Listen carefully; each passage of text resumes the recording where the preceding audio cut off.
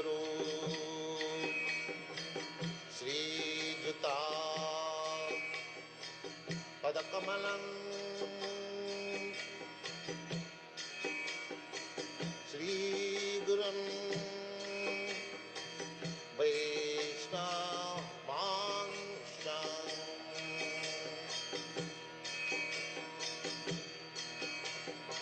Sri Rupam Chakrajatam Sahagana Raghunathanvitam Tvam Sajivam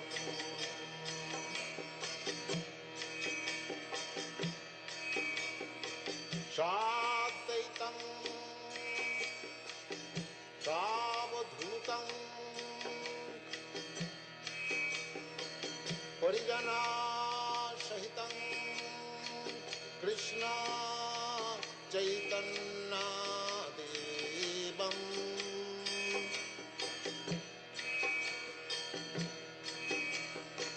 Sri Radha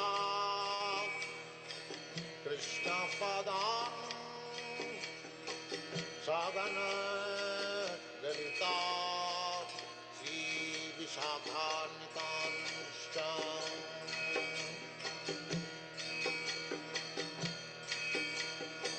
Sri Krishna Chaitanya Prabhu Nityananda Sri Advaita Gadadhar Sivasadi Gaur Bhakta Vrindam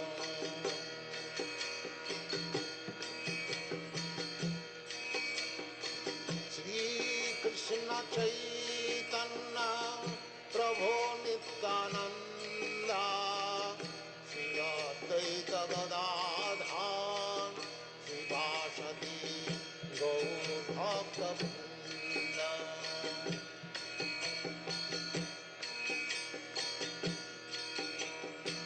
Sri Krishna Chaitanya Prabhu Nityananda Sri Advaita Gadadhar Sivasadi Gaur Bhakta Vrindam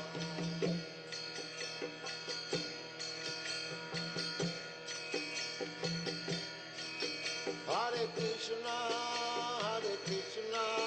Krishna Krishna, Hare Hare, Hare Rama, Rama. Hare Krishna devotees, Dandavat Pranam. Welcome to Nityam Bhagavata Sevaya. Today is the most auspicious appearance day of Srila Advaita Acharya. So I will be playing the recorded session on the glories of Advaita Acharya. What is his real identity? And it was given by His Grace Amarendra Prabhu in the YouTube. It's a recorded lecture. I will be playing it.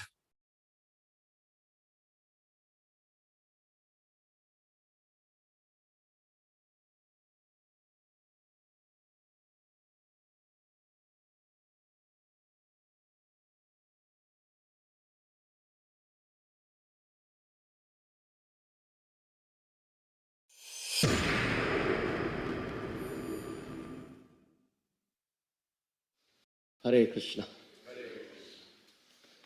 So there was something that I mentioned last year.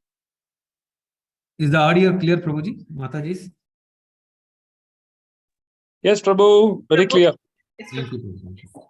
Evening, which I would like to mention again and mention again and again, as many times as I can. And that is offering my gratitude to all the exalted senior disciples of Srila Prabhupada. Last night at a home program at Sakshi Gopal Prabhu's place, I was overwhelmed and I was really mixed with two emotions, as I mentioned last evening. The first emotion was that of awe and reverence. How I feel being swept by this mood of awe and reverence, sitting in the presence of so many exalted Prabhupada disciples and so many exalted senior Vaishnavas who have lived decades after decades serving this community. And materially and spiritually, emotionally and devotionally, I am like a small ant in the presence of all the Vaishnavas. I have spent only 27 years in this body, which is half the number of years all of you have spent in Krishna consciousness. So there is nothing that I can add. There's no value I can add in your life. There's nothing that I can speak which in any way will be of any value, because whatever I speak will be theoretical. Whatever I speak will be something that I have just read. But whatever you have lived is practical. It's of the heart. You've lived decades after decades offering your heart to Srila Prabhupada. So there is nothing absolutely that I can offer. But the second mood that comes to my mind actually comes to my rescue. And what is that? I was mentioning last evening how when I grew up, in our school we had a very specific practice. On Teachers' Day, on the 5th of September, kids of different class, they were inspired to come ahead and give a talk as a teacher that day. And we used to be so scared. We used to be nervous and stressed out, literally shivering close to the microphone. And the teachers would be sitting in the assembly trying to signal to us, calm down, don't worry. Even if you make mistakes, even if you crawl your way, even if you embarrass yourself, don't worry, your well-wishing superiors as teachers are present here. So even if you make mistakes, we will embrace you and tell you you did a good job. So I knew that practice is actually getting fructified here. I was practicing in school only to come and serve all of you this morning. I'm like a student, and all of you are my teachers. And today's Teachers' Day for me. So I will definitely crawl my way, embarrassing myself, making so many mistakes, speaking things which are utterly rubbish because of my conditioning. But please forgive me. Please protect me. My only good qualification is that I am under the umbrella, I'm under the auspices of Srila Prabhupada. And whatever I'm attempting to speak comes from Srila Prabhupada's books, that's all. So please kindly bless me so that the right words come at the right time in the right spirit, glorifying Sri Advaita Acharya. And for all the mistakes that I make, just have a laugh. Just have a laugh. To err is human, but to forgive is divine. So as I offer my obeisances, I want to start this service for this morning on the glorification of Sri Advaita Acharya.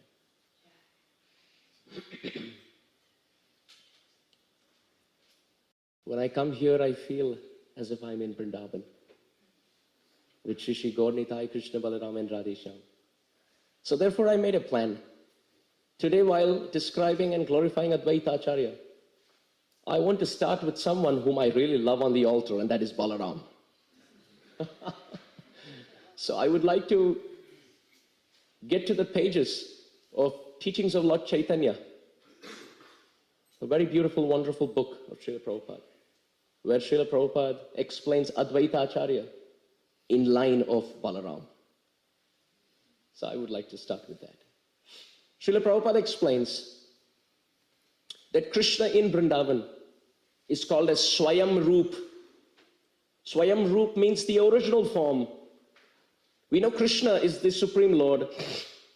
He is the origin of all creations. He is the origin of all creators. He is the Lord of all lords. He is the source of all sources. He is the supreme cause for everything. But it's described, he in his fullest feature, in full opulence and full sweetness, is found in the groves of Vrindavan. So that Krishna is called as Swayam Roop, the original manifestation. However, Srila Prabhupada explains that Sri Krishna has two kinds of primary expansions. And those expansions are called as Prabhav Prakash and Vaibhav Prakash. This is also explained in the Chaitanya Charitamrita very beautifully by Srila Prabhupada. So what is Prabhav Prakash?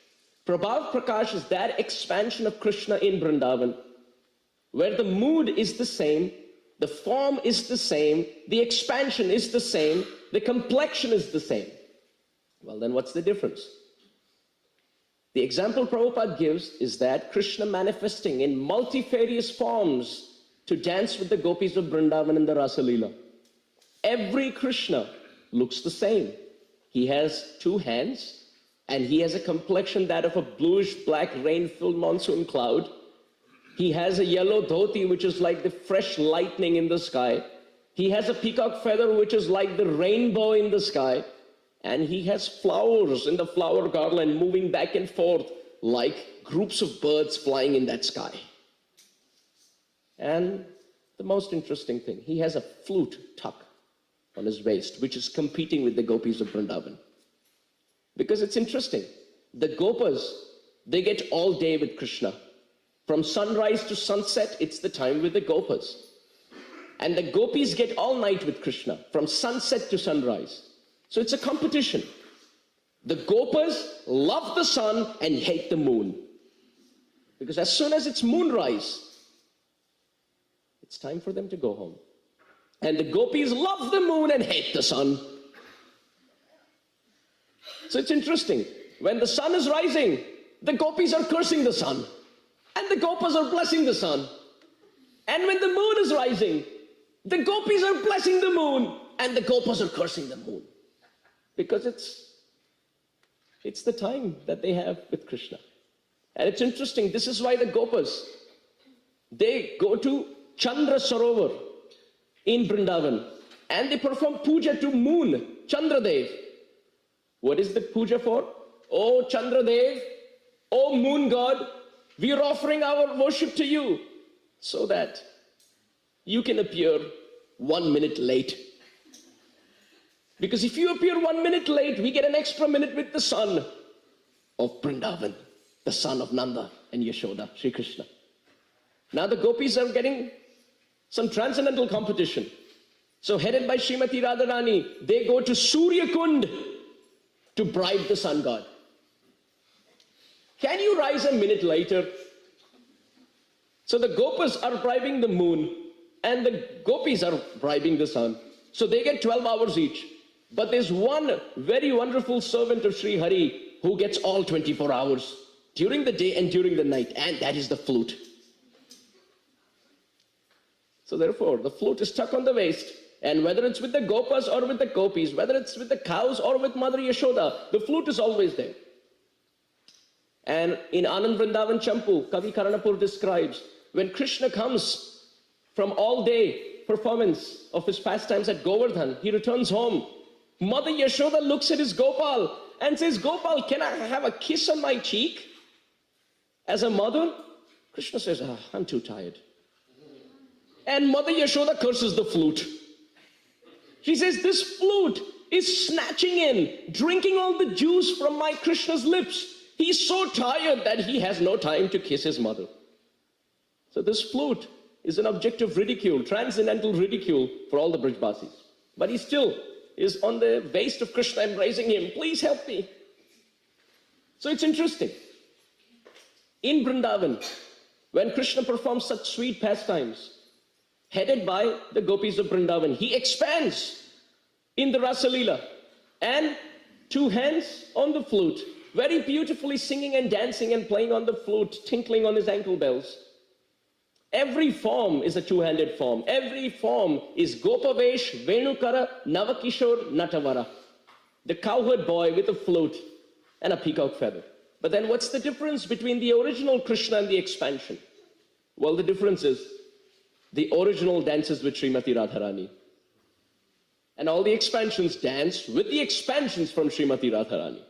So how do we know whether it is Swayam Roop, the origin, or whether it is an expansion, Prabhav Prakash? Well, we just see who is he dancing with. If he's dancing with any of the gopis in Vrindavan, oh, that's an expansion. And if he's dancing with Srimati Radharani, who's explosively beautiful on the altar, oh, then that's the original form. Now, Prabhupada explains this is the form expansion, where the mood, the complexion, the form, everything is same as the original. But then Prabhupada explains the second kind of expansion. He says the second expansion is called as Vaibhav Prakash. And Vaibhav Prakash is that expansion where he still has two hands and two legs. But interestingly, his mood or his complexion may be different. And Prabhupada states the classic example of Vaibhav Prakash is Sri Balaram, who's the expansion of Krishna with two hands and two legs. But the complexion is different.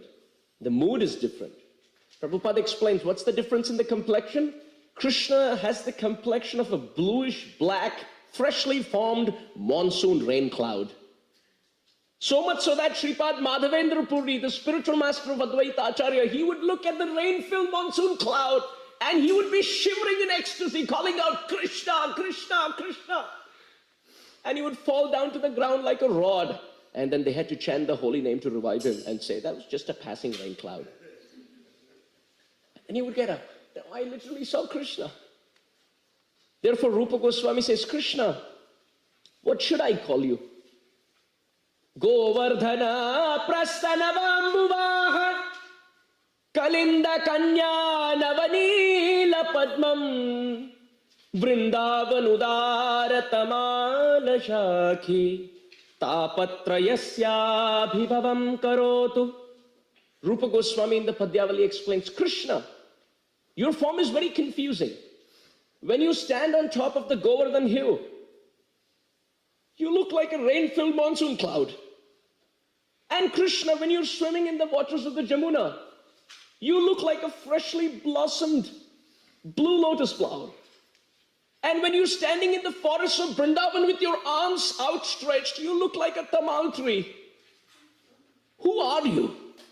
Are you a rain-filled monsoon cloud on top of Govardhan? Are you a fully bloomed, fully blossomed blue lotus flower in the Jamuna? Or are you a tamal tree in the forests of Vrindavan? Krishna, very honestly, I don't care. These three forms of the rain-filled monsoon cloud, of the blue lotus, and the tamal tree, please destroy Adi Daivika, Adi Bhautika, Adhyatmika Klesha in my life. You have three forms? Destroy the three kinds of miseries in my life. So this is Krishna. Prabhupada explains that is the form of Krishna, but the form of Balaram is that of a freshly formed spring cloud who's white. That's the difference in the complexion. But what's the difference in the mood? Prabhupada explains Krishna has the mood which is called as Sevya Abhiman. Krishna has the mood that I am to be served. It's the duty of every living entity to serve me. But it's the mood of Balaram that it's my duty to serve Krishna. So Balaram is in the mood of servant, Supreme Personality of Godhead. And Krishna is in the mood of master, Supreme Personality of Godhead. And how beautifully Balaram serves. Balaram serves in all rasas. Balaram serves as Shantaras. He serves as Krishna's sitting place. He serves as Krishna's shoes. He serves as Krishna's umbrella. He serves as Krishna's ornaments. He serves as Krishna's dhoti and all the garments on Krishna's body. He serves as Krishna's flute. He serves as Krishna's herding stick, a standing stick. He serves as Krishna's servant when Krishna is tired by massaging his lotus feet. He serves as Krishna's friend, cutting jokes with Krishna and making fun of him in public. Krishna goes to Mother Yashoda and says, Balaram is always teasing me. Mother Yashoda says, what does Balaram tease you? Krishna says, oh, actually, Balaram walks around in public announcing that I am not the son of Nanda and Yashoda. And when I get agitated, Balaram gives a formidable reason why. In front of everyone, Balaram asks me, Krishna, I want to ask you a question. Nanda Maharaj is fair in complexion, and Mother Yashoda is fair in complexion. I am fair in complexion. How is it that you're the odd man out? And Krishna smiles and he tells Balaram, well, it just happened. Balaram said, it doesn't happen like that. And Balaram looked at Krishna and he says, I am older than you. I have seen this world a few days more than you. Trust me on experience. It doesn't happen like that. Krishna said, but then what's the reason? Dauji, oh Balaram, What's the transcendental reason? Balaram explains, actually, there's a very confidential reason. The confidential reason is, you're actually not their son. You were being sold in the marketplace, and Nanda Maharaj, burnt in compassion, he wanted to purchase you and bring you home. But he can tell you this fact. He's the father, now Mother Yashoda is the mother. How can they tell you that you're actually an adopted child? But what to do? I'm your brother, but I'm also your friend. It's my duty to speak the truth. I am Akhand Guru Tattva. Guru always speaks the truth. And Krishna starts crying, runs home to Mother Yashoda and tells Mother Yashoda, this is enough. Why do you send Balaram with me? Mother Yashoda said, actually, Balaram is like the eyelid protecting you, who's like the eyeball. Balaram protects you like the eyelid protects the eyeball. Then Krishna gets angry and tells Mother Yashoda, if Balaram is the eyelid protecting me, I need a protective eyelid who protects me from Balaram. This is too much. I can't take this. Mother Yashoda said, it's just a joke. He's also your friend. What's the solution anyway? Krishna said, I have thought of a solution. A perfect solution. And the perfect solution is, I want to get married. Mother Yashoda said, how old are you? Krishna said, 2.5. Mother Yashoda starts laughing. How is that a solution? Krishna, you 2.5, you getting married, how is that a solution? Krishna starts speaking. Actually, Mother, that's a very deep tattva. What is the deep tattva? Krishna explains. I want to get married to a girl who has fair complexion. Mother Yashoda says, how does that solve a problem? Krishna says, next time Balaram tries to mock me in public, I would say, yes, I am dark complexion, but I found a wife who's fair complexion. You were fair complexion, but you didn't even find a girl. So Mother Yashoda said, Acha, you getting married is a solution. Well, if you've proposed a solution, you can as well propose a girl if there is in your mind. If you've thought of someone. Krishna said, well, actually, oh Mother, in Vrindavan, the custom is the boy and the girl don't pick each other. It's two families who get married. And I have seen that Nanda Maharaj has close friendship with Vrishabhanu Maharaj. And you, O Yashoda, have close friendship with Mother Kirtida. So according to the custom of Vrindavan, because families get married, I want to propose this idea. Just because you're asking me, O Mother, I think Srimati Radharani is a very good choice. However, by the very beautiful, wonderful arrangement of Yoga Maya, this plan was toppled out of the window to keep the Parakiya Ras in Vrindavan going. Parakiya bhave jahan brajete prachar. So this is Balaram, serving not just as a servant, but also as a friend, cutting jokes with Krishna. But at the same time, he serves in Vatsalya Prem, protecting Krishna by holding his hand so that he doesn't eat fruits which are poisonous, so that he doesn't get into a cave and block himself, so that he doesn't jump into a water body and drown himself. Mother Yashoda would tell Balaram, don't keep Krishna out in the sun. He's already born suntanned. And not just this, Balaram also serves as Ananga Manjari, the younger sister of Srimati Radhika, Srimati Radharani. Balaram also serves as Ananta. What does the word Ananta mean? The word Ananta means unlimited. He performs unlimited service. Yet at the same time, if there is some service left, which is Shesha. Shesh in Sanskrit means whatever is left behind. Like in mathematics, in Vedic mathematics, the word Shesha means that which is left behind, the remainder. So he's Ananta, he performs unlimited service, but at the same time, Shesha, if there's some leftover service, he comes and finishes that also. And when living beings in this world go away from Krishna, he appears as Guru Tattva to bring them back. So this is Baladev Prabhu. So I was mentioning how Prabhupada explains, Swayam Roop in Vrindavan, Krishna expands as Prabhav Prakash, like that in the Rasa Leela, same form, same mood, but dancing with the other energies. And Vaibhav Prakash, where the mood is different, the complexion is different, That is Balaram. Now it's interesting. This Balaram in Vrindavan, when he steps out of Vrindavan and goes to Mathura and Dwarka, he's called as Mool Shankarshan. But at the same time, when he steps into Vaikuntha, he's called as Maha Sankarshan. These are technical details. Balaram in Vrindavan expands as Mool Sankarshan in Mathura and Dwarka. We know Krishna never leaves Vrindavan, so his expansion leaves Vrindavan. Similarly, Balaram, Rohini Nandan never leaves Vrindavan. His expansion leaves Vrindavan. So that expansion which leaves for Mathura and Dwarka is called as Mool Sankarshan, Prabhupada explains. While that expansion which is found in Vaikuntha is called Maha Sankarshan.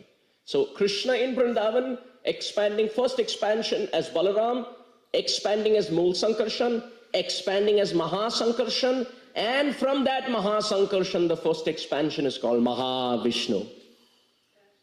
And that Mahavishnu is Karana Udakashai Vishnu, who's breathing in and breathing out, and from his innumerable pores are innumerable universes coming into existence.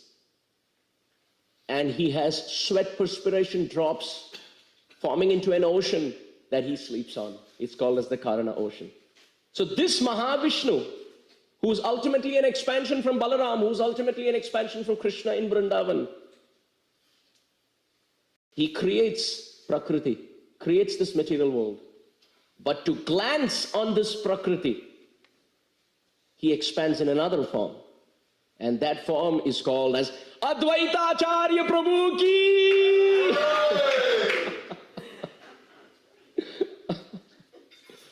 This is how Baladev Prabhu, Balaram is connected to Advaita Acharya. Mahavishnu, he creates this universe. But however, to glance on this universe, he expands as an Upadan Karan. Prabhupada gives this term, Upadan Karan. And very beautiful example that Prabhupada explains. Prabhupada gives this example of building a house. He says to build a house, you need two things. You need a builder, and you need things to build up a house, like glass, like wood, like concrete, etc. So Prabhupada explains the builder in this case is Mahavishnu. But the ingredients that are created to build the house is Advaita Acharya. So it is Advaita Acharya who enters every atom of this creation. So every ingredient, every circumstance, every favorable, unfavorable situation, in fact, all the complications in reality, everything that we see around is only an expansion, only a manifestation, only a personification of Advaita Acharya. Bhakti Siddhanta Saraswati Thakur Prabhupada comments in this regard.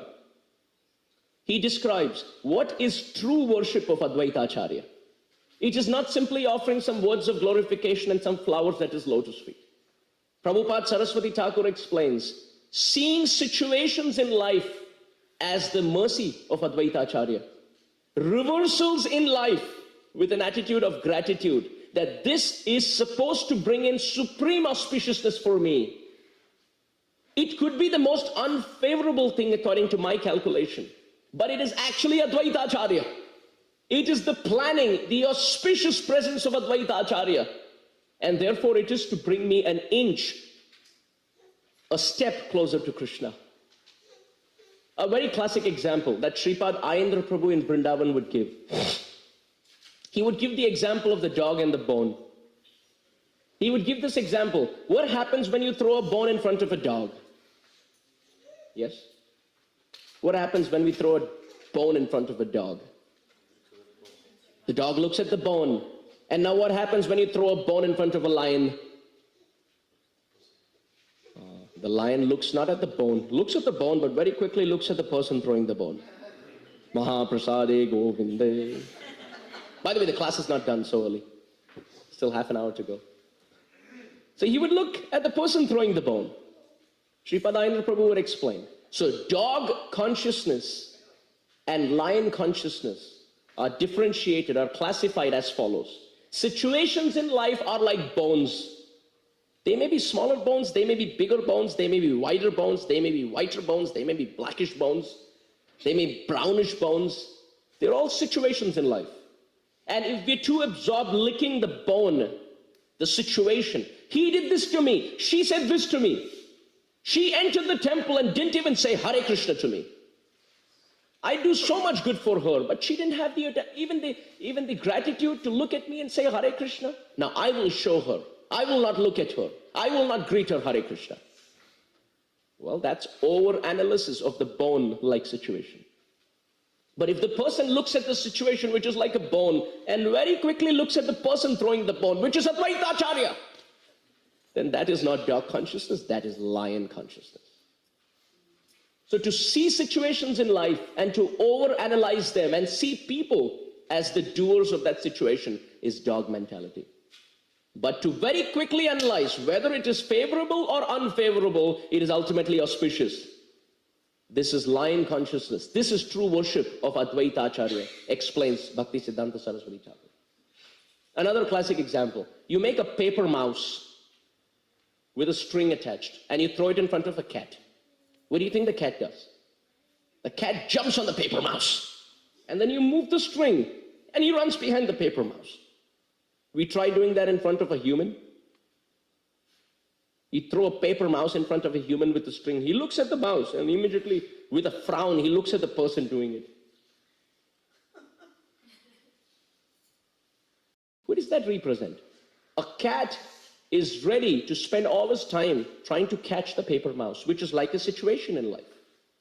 But human consciousness means to see the paper mouse, to see the situation, and very quickly connect the cause behind it, which is the human being doing it. So Advaita Acharya, worshipping Advaita Acharya means to see the circumstantial situations in life, which are like paper mice, which are like the bone in the first example, and very quickly to see that the situation may be temporary, but the auspiciousness that it can grant me is permanent. I may break my bone, I may break my finger, I may even lose my life. It is a temporary phase of unfavorable circumstance. But if I take shelter of Advaita Acharya to see him as the doer, then that temporary situation of unfavorable circumstance brings permanent good fortune. Permanently brings me closer to Chaitanya Mahaprabhu. Bhaktisiddhanta Saraswati Thakur says, this is the worship of Advaita Acharya. So everything in life is only Advaita Acharya. Every wall is Advaita Acharya. Every atom is Advaita Acharya. Every favorable and unfavorable circumstance is Advaita Acharya. So to see reversals in life with an attitude of gratitude that Advaita Acharya is doing this in my life so that I, in the Navadvip of my consciousness, can bring in the descent of Chaitanya Mahaprabhu's mercy. This is Advaita Acharya. So today Advaita Acharya's Advaita Saptami is one day on the calendar. Advaita Acharya is one person on the Panchatattva. But true worship of Advaita Acharya is moment to moment, every minute, every hour of our life. Therefore, Narottam Das Thakur says, Daya kara Sitapati Advaita Gosai Tava Kripa Bale Pae Chaitanya Nita. Narottam Das Thakur says, if someone can see Advaita Acharya in this line of thought, very quickly they will get Chaitanya Nityananda in their heart. This is the secret. Advaita Tattva. Now it's interesting. Advaita Acharya is not just Vishnu in person. He also has the burning compassion of Lord Shiva. Now let's spend some time discussing Shiva. Lord Shiva is such a wonderful personality. Satye daitya kuladinasha samaye simhurdvamartya kriti. The Garuda Puran describes in Satya Yuga when Narasimhadev broke the pillar and appeared in the assembly of the devotees. Oh, what was his appearance like? Satyam vidhatum nijabritya bhashitam Vyaptim cha bhuteshu akhileshu chatmanaha adrishya tatyad bhutarupamudvahan stambhe sabhayam namrigam namanusham. Shukdev Goswami describes, he appeared only to keep the word of Prahlad as truth. And how did he appear? Na mrigam, na manusham. All the animal community, headed by the lions, looked at this incarnation and said, no, no, no, he's not a lion. No, he's not a lion. The lions were asked, is he part of your community? The lion said, no, no, no, no, no, no, no. He looks like a lion, but he's not. Then the humans were asked, the other portion of the body is like the humans. Is he part of your community? They said, definitely not. Shukdev Goswami said he appeared, Narasimhadev, but he was neither man nor animal. And there was no one ready to pacify him.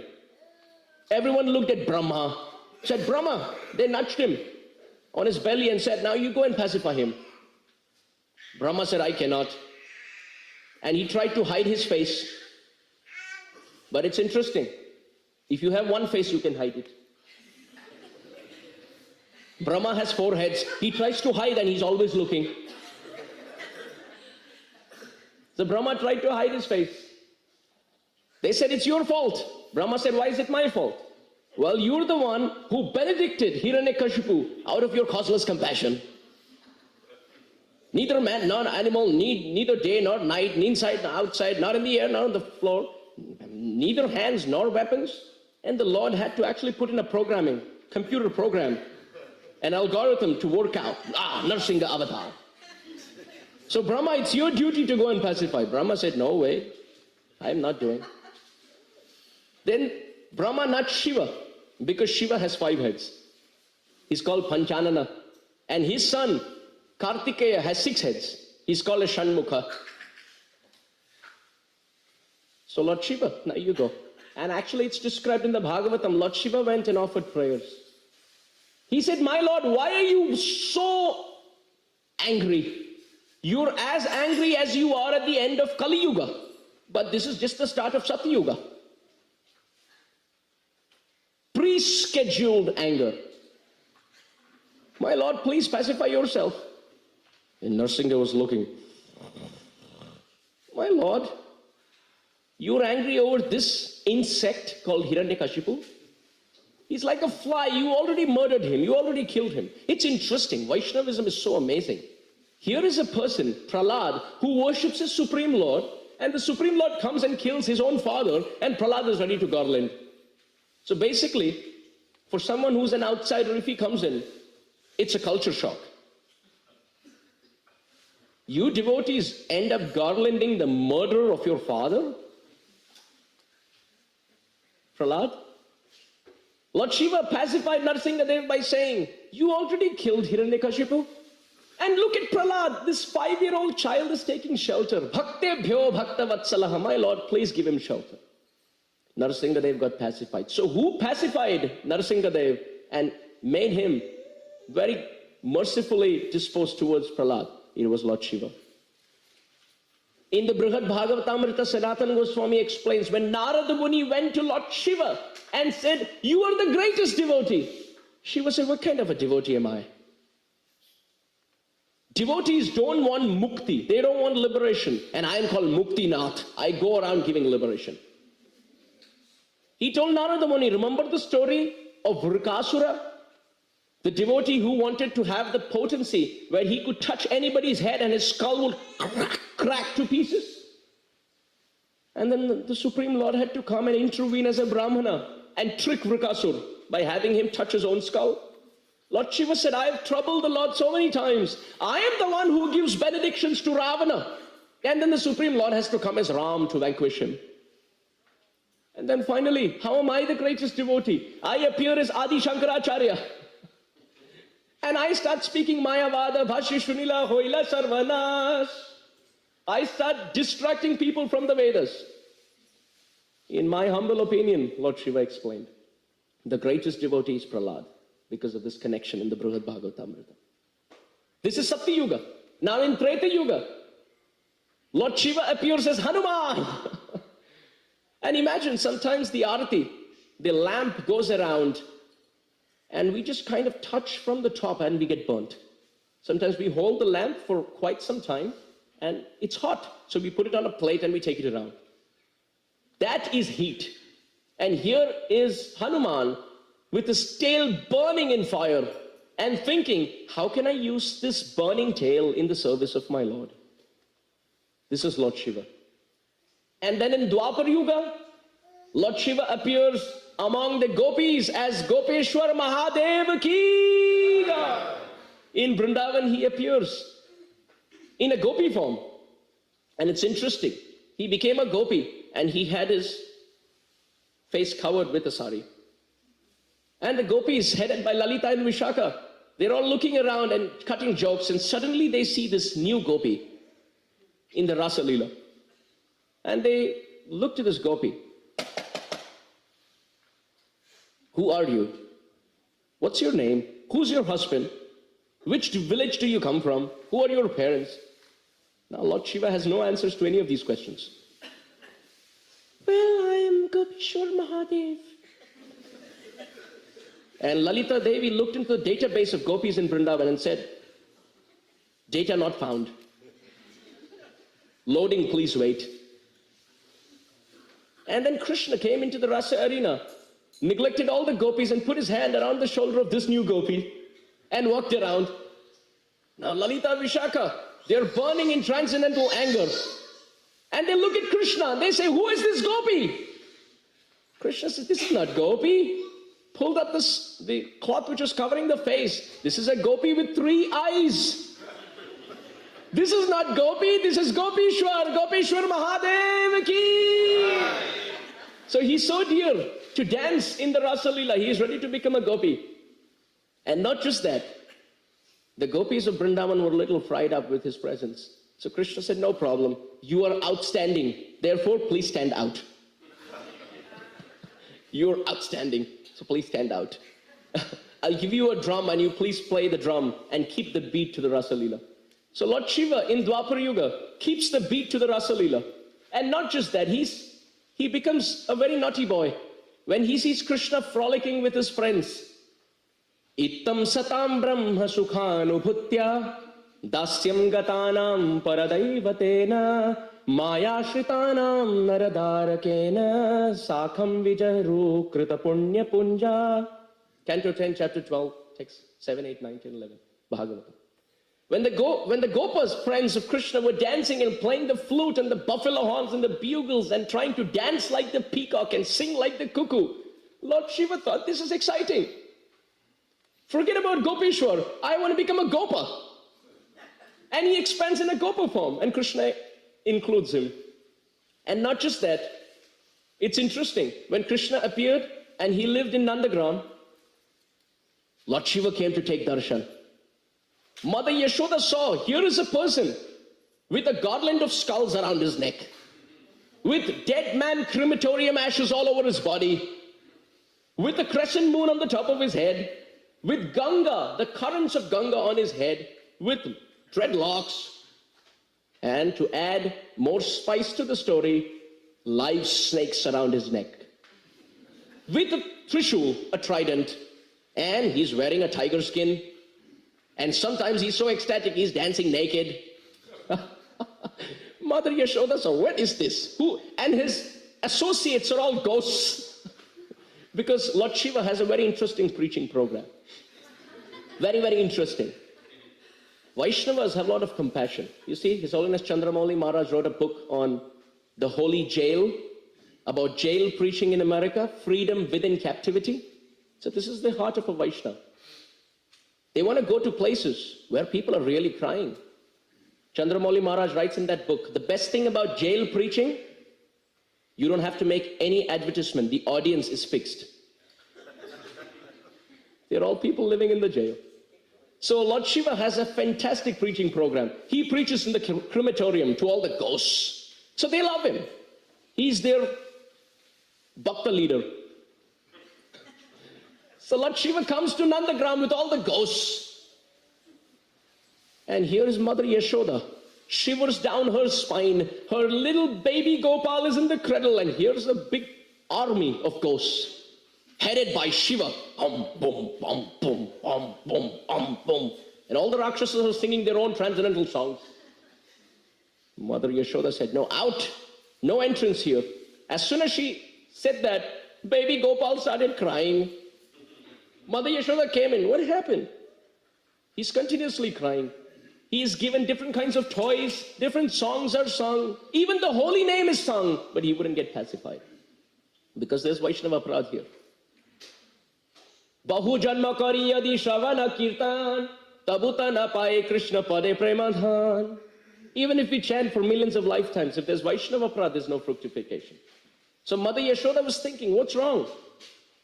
Again Lord Shiva came for darshan, part 2. Second time, Mother Yashoda kicked him out again. Again Krishna started crying. And this happened 3-4 times. Mother Yashoda called in an astrologer and said, what's going wrong? The astrologer said, was there a Vaishnava who came here? Mother Yashoda said, no. Vaishnava? By no means. The astrologer said, was there a very different looking Vaishnava? Nimnaganam yatha Ganga, Devanam achyuto yatha, Vaishnavanam yatha Shambhu, Purananam idam tatha. Just like among the rivers, Ganga is the topmost. Among the scriptures, Srimad Bhagavatam is the topmost. Similarly, among Vaishnavas, Lord Shiva is the topmost. They calculated. And Mother Yashoda said, well, there was a visitor, a traveling visitor, who came with his ghost town members. And he was very different. The astrologer said, he's the one. No, you're asking for a Vaishnava. He wasn't the Vaishnava. Mother Yashoda, no, he was the Vaishnava. Lord Shiva came back again.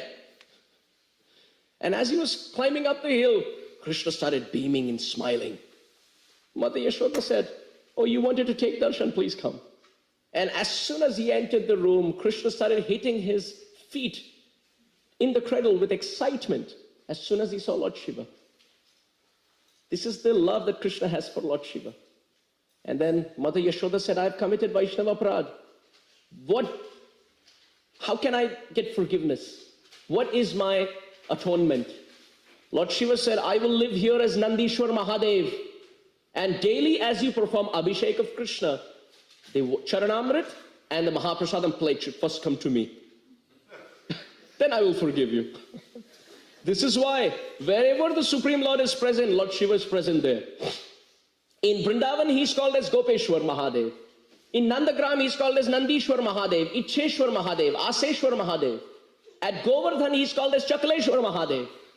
At Kamvan, he is called as Kameshwar Mahadev. In Mathura, he is called as Bhuteshwar Mahadev. In Jagannath Puri, he is called as Bhuvaneshwar Mahadev. In Navadvip, he is called as Harihara Kshetra. And in Nasik, he is called as Rameshwar Mahadev. Vankhandeshwar Mahadev. So many forms of Lord Shiva. This is in Dwapar Yuga. But this Lord Shiva, who is so dear to Krishna, in Kali Yuga appears as the one and only Advaita Acharya Prabhu ki. So in creation, in potency, he is Vishnu, as described in the previous description. But in devotion, in compassion, in love, in unlimited mercy, he is Lord Shiva. So therefore, Prabhupada explains, quoting the Chaitanya Charitamrita, please kindly repeat, Mahavishnu Jagat Karta Mayayaya Srujatyada Tasya Avatara Evayam Advaita Acharya Ishwaraha Advaitam Harinadvaitam Acharyam Bhakti Shamsanat Bhaktavataram Isham Tam Advaita Acharya Ashraye. This is Adi Leela, Chaitanya Charitamrita, chapter 1, text 12 and 13. And what this means is, the first verse explains that he is none different from Vishnu, Mahavishnu, the creator of everything. But in devotion, in a heart filled with devotion, he is none different from Lord Shiva. So it's so beautiful. As Chaitanya Mahaprabhu is the combination of Radha and Krishna, where Krishna is the supreme creator, and Radharani cries in devotion for Krishna like this. Chaitanya Mahaprabhu is none different from Radha and Krishna, where Krishna is the creator and Radharani is the devotee. So Mahaprabhu switches back and forth between being God and being a servant. Similarly, Advaita Acharya switches between being God, Mahavishnu, and being the servant, Sadashiva. So beautiful. So therefore, what is Vishnu Tattva? The day when Narasingha appeared is called Narasingha Chaturdashi. The day when Varahadev appeared is called as Varaha Dvadashi. The day when Vaman Dev appeared is called as Vaman Dvadashi. The day Ramachandra appeared is called as Ram Navami. But the day when all of these things are put together on one day, along with Mahashivaratri on the same day, that's called Advaita Saptami.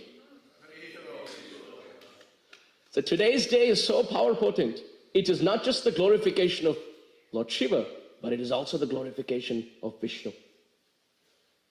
Now very quickly, what is the lesson that Advaita Acharya teaches us?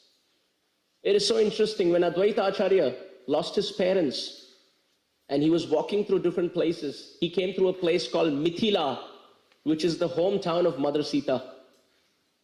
And there he saw an old man crying and weeping.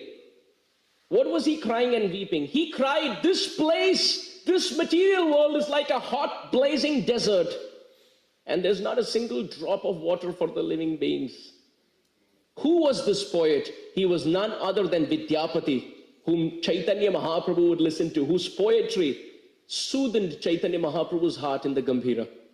That Vidyapati was crying, and Advaita Acharya heard this. And that was the first seed of compassion in the heart of Advaita Acharya. He started pondering, oh, this message is so deep. It is so profound. But this thought had not completely fructified in Advaita Acharya. What happened next was in Shantipur, many great sannyasis headed by Madhavendra Puri came to the house of Advaita Acharya. And there Advaita Acharya served Madhavendra Puri and took Diksha from him. Prabhupada explains Madhavendra Puri is the root of the tree of Gaudiya Vaishnavism. Chaitanya Mahaprabhu is the trunk of the tree. That trunk has two portions, Nityananda Prabhu and Advaita Acharya. And then later it has so many sub-branches, where one very strong, wonderful, powerful, unparalleled, priceless, unprecedented branch is His Divine Grace A.C. Bhaktivedanta Swami.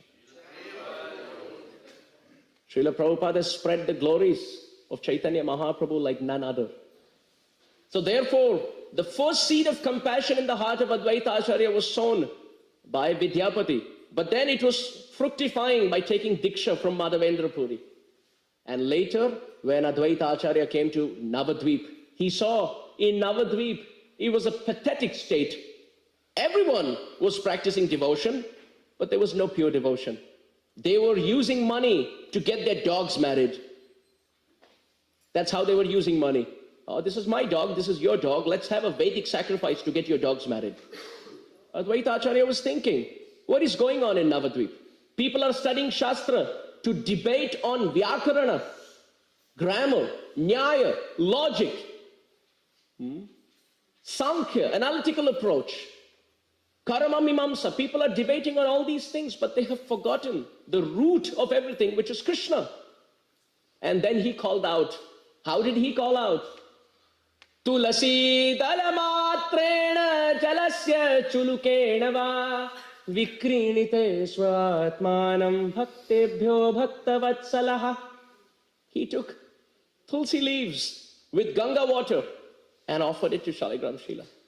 It's so interesting, that Ganga, whom Lord Shiva holds on his head, in Kali Yuga, Shiva as Advaita Acharya was holding Ganga in his palms. That Ganga which originated in this world, washing the lotus feet of Vamandev, in Kali Yuga, originated in this world, washing the eyes of Chaitanya Mahaprabhu. So Advaita Acharya was offering Ganga water and tulsi leaves to Shaligram and invoked Chaitanya Mahaprabhu in this world. What does that teach us? It teaches us we may seek inspiration from others, like Advaita Acharya sought from Vidyapati. But it fructifies only when we take Diksha from a great soul like Madhavendra Puri. And then when we practice the worship of Tulsi and the deity, then the voice and the intensity can reach and shake the snake bed of Vishnu in Vaikuntha. Chaitanya Mahaprabhu, when he came in this world, he would say, this Advaita, now he is acting. He is acting as a dramatic performer, as if he doesn't recognize me. But he's the one. I was peacefully sleeping on the snake bed of Ananta in Vaikuntha. But he was calling out so loud, my snake bed was shaking. And he forced me to come in this world. And when I am face to face, he's asking me, who are you? So this is Advaita Acharya. He's teaching us compassion for others begins by having compassion for oneself. So by taking Diksha from Madhavendra Puri and saving himself, he could save others. Isn't it interesting that Prabhupada went through all of these motions of Advaita Acharya? Advaita Acharya called in one Chaitanya Mahaprabhu in one tract of land called Navadvip. Srila Prabhupada got in so many Chaitanya Mahaprabhus in so many Navadvip cities of this world. So Advaita Acharya is great, but Prabhupada is greater. Well, maybe I'm a fanatic, but I love to be a Prabhupada fanatic. And in this way, Prabhupada, he got the seed of devotion right from childhood, from Gaur Mohan De, his father. He would hear the ringing bell. He would cross the road and go to Radha Govinda temple. He would build the Rath Yatra cart and inspire everyone to make kachoris. Prabhupada had a name called as Kachori Nandu because he loved eating kachoris so much that he filled all his pockets with kachoris. And finally, this inspiration fructified when he met Madhavendra Puri like Guru in the form of Bhakti Siddhanta Saraswati Thakur. And later taking shelter of Tulasi and Shaligram, which is Radha Damodar temple, he offered the Ganga water of his tears and called Chaitanya Mahaprabhu in the Western world, which was never seen before. So on the day of Advaita Acharya's appearance day, we offer our heads in submission and gratitude at the lotus feet of His Divine Grace, A.C. Bhaktivedanta Swami Srila Prabhupada, who is the incarnation, who is the manifestation and the empowered representative of Sripad Advaita Acharya. Srila Advaita Acharya ki, Srila Prabhupada ki, Gaur Premanande!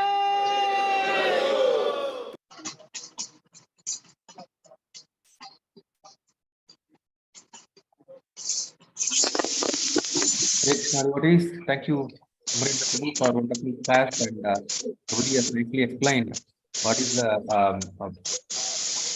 Prabhu Prakasha and Vaibhav Prakasha, and how Balram gets himself expanded from how Sankarshan, Mahashankarshan, and from Mahavishnu, and then Advaita Acharya, how also Advaita Acharya is also in the mood of Lord Shiva. It was very nice class. Devotees, if you have any reflections, you may share. Otherwise, today is fasting until noon. Prabhu, what is the concluding last statement he said about Prabhupada?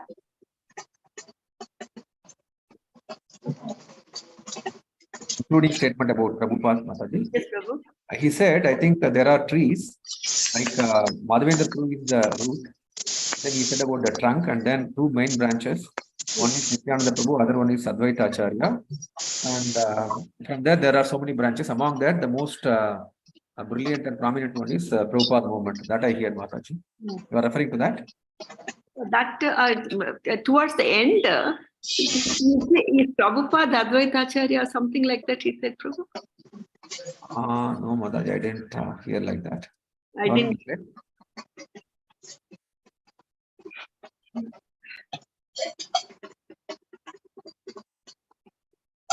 And I will check, Mataji. I will check and play, or I will send the link to Mataji. I think I didn't hear like that, but I will play again. That's the last sentence. That's it. You want me to play that? No, Prabhu. I'll check it. Okay.